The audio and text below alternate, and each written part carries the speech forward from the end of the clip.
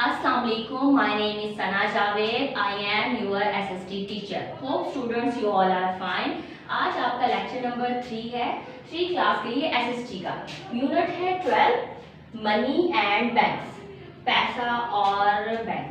ठीक है, अब पहले वर्ड्स मीनिंग और फिर आगे क्वेश्चन आंसर एक्सप्लेन करूंगी। वर्ड पहला है हायर्ड, इसका मतलब है मुंतखब। सेकंड वर्ड ग्रेन, अनाज। थर्ड वर्ड सैक, बोरी। 4 एक्सचेंज, अदल बदल। 5 लैंडलॉर्ड, जिम्मेदार। 6 पेमेंट, अदायगी। अब आ जाते हैं हम क्वेश्चन आंसर पर। पहला क्वेश्चन है व्हाट इज बार्टर। बार्टर क्या है? Exchanges of good is known as barter. अच्छी चीजों का तबादला, उनको अदल बदल करना क्या होता है? बार्टर कहलाता है। Question number 2 why do people keep their money in banks. लोग अपना पैसा बैंक में क्यों रखते हैं? आंसर है because that is not safe to keep a large sums of money at home.